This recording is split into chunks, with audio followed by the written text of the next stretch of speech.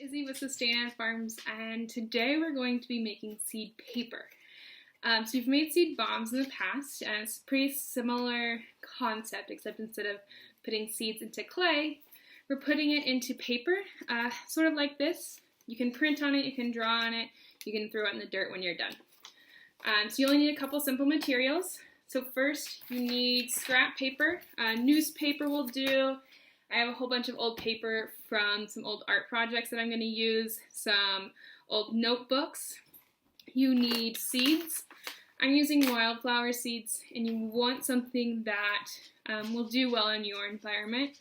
I chose these wildflower seeds because they're pretty drought resistant, they're pretty hardy, and anyone in Colorado can grow them, and they just add beauty. Then you'll need some hot water, so warm water, a blender, and then that's about it.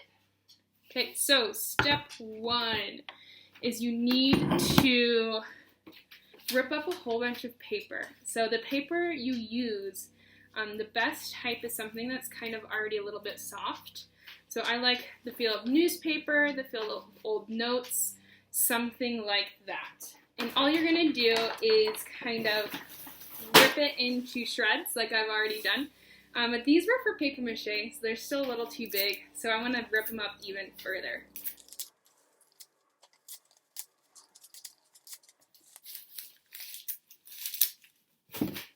Okay, so now I have a bowl full of scraps, and you can see it's a mix of newspaper and a mix of notebook paper from old math notes.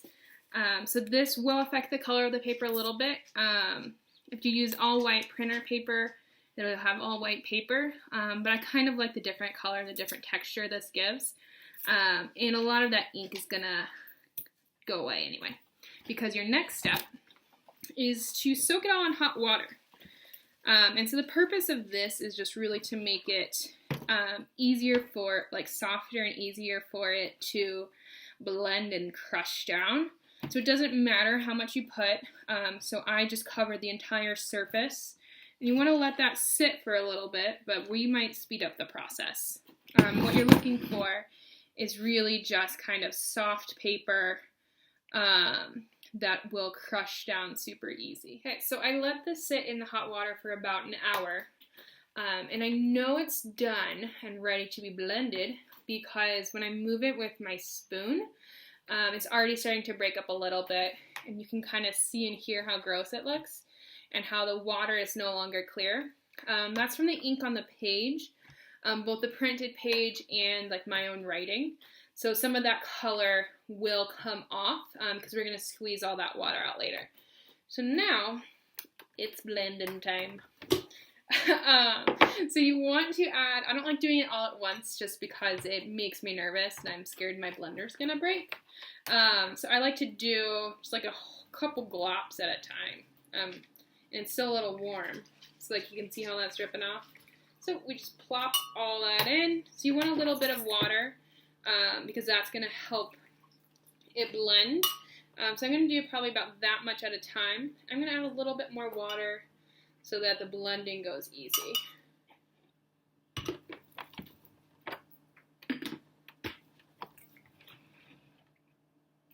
Okay, so when I'm blending, I want it to essentially get real pulpy.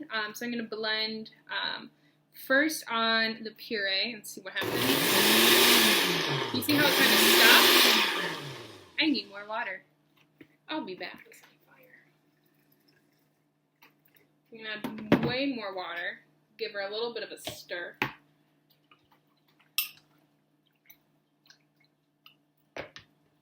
And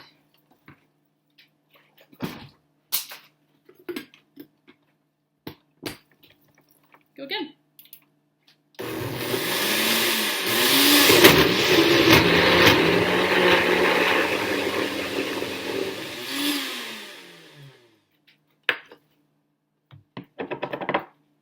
So I'm just taking the lid off, poking around, making sure I got all the big chunks, which it looks like I did. And you see how that, let's see, looks pretty gross. This is the newspaper pulp that we'll be using. So you can see by its grayish color, that's from the ink. So if you want a wider color, then you're going to want to use less newspaper and maybe less ink on your pages. But I kind of like it. I'm interested. So that's what we're going to use. Transfer that into its original bowl because we are going to mix in the seeds. So right now it looks like a lot of pulp, but because a lot of that is water, don't worry about having too much because we're going to strain that down. So you want to make sure you add your seeds after you're done blending, otherwise you will blend up the seeds. And, you know, that doesn't really help. So this seed mix has a variety of shapes and sizes. So these big ones are probably going to make really weird lumps in my paper. So if I care about that, like I'm using it for an art project or something, or like some promo stuff, I'm going to take that out. But for my uses, I don't really care. I think the textures will actually look pretty cool. So I'm going to just dump a whole bunch in and not worry about the big ones. And I think the differences also give it a lot of interesting textures.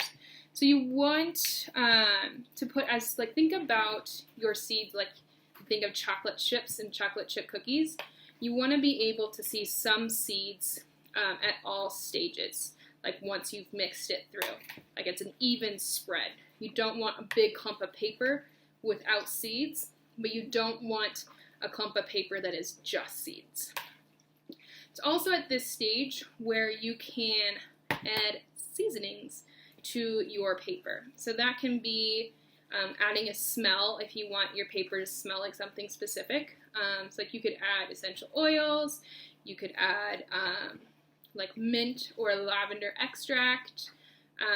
You can even add solid spices like cinnamon. So if it's around the holidays and you want it to smell like holiday cookies, oops, I just added some in. So you're going to add some cinnamon in at this stage and incorporate it well. So since I accidentally dumped some cinnamon in, I might as well dump some more. You don't need a whole lot. I'm just eyeballing that so that you have kind of a good smell throughout. And that can be kind of extra fun if you're giving this as a card or a gift and you want it to be a little bit extra special. But that's definitely an optional step. If you want, you can also add dried flowers at this step, and it gives it just, once again, a little bit more texture. But mine, with those big bumpy seeds, is already looking pretty textured, so I'm not going to add anything else. So you can see here, you have like these little black spots and brown spots everywhere. Those are the seeds, so it's pretty well incorporated. Welcome to my kitchen. So when we're straining it, we're trying to get all the water out of the paper pulp here. Now, if you have a mesh strainer, I would suggest using that. But if you're like me and you don't, what I'm going to use is a combination of this colander and just a pretty thin cloth so that can squeeze all the water out. So what you're going to do, I'm going to lay this cloth right here in the colander, and then I'm going to pour this gloopy mess all the way in, so like there's nothing left. So I'm going to pick it up, and I'm just going to squeeze it. So kind of like a cheesecloth is this method. I'm just pushing it against that colander and straining all of it out. And I want as much water out as possible. Okay, and you see how it's not really squeezing out a lot more water. There's little dribbles, but it's pretty much done. So that means it's time to form and shape our paper. Okay, so we're back at the table, and what we have is a towel topped with just a piece of finer weave cloth. And the purpose of this is, one, the towel to absorb any excess moisture, and the finer weave is so that the paper doesn't get stuck in the like terry cloth of the towel. We've also got a rolling pin to flatten our paper and our paper pulp. So what you're going to do is, this is if you're making square paper. So I'm going to make just one long strip of paper so that I can cut it to the shape and size I want. But at this point you can also shape it into circles, shape it into hearts, shape it into whatever form you need for your purposes. So for me, I'm just going to dump it all out. So you can see it's just a sloppy mess, and it's kind of fun to play in. So what I want to do is I want to get this paper to just about probably 5 times the thickness of a regular piece of paper. And that's because there's still some water in it, so as that evaporates, it's going to shrink in size. And as I'm rolling it out, I'm also going to be looking for any cracks or tears, and I can repair those just by adding a little bit more water and massaging it in. So we are just rolling out our paper. So you'll see it come up, and that is fine. But as I work, you're kind of pressing it in together, and it's going to adhere more and stick to the pin, hopefully less.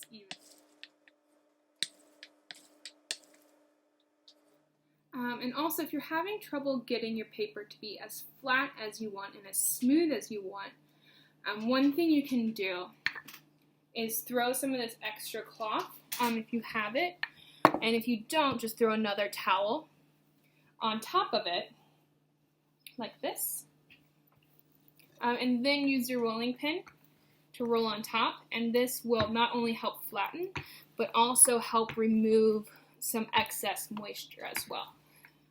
And this also prevents the rolling pin from sticking to your paper. So now I have a larger surface area. I've got a couple cracks here, but that might just be where I want to separate my paper anyway. But a pretty smooth finish for the whole thing. And I'm done. So I'm going to have some weird rough edges, but I can either incorporate that into my project, or I can cut them down to have it a little bit neater. And that's how you make the paper. We just go ahead and wait for a day or two to let it dry, and I just try to keep it in a flat, sunny surface away from critters that might try to eat it.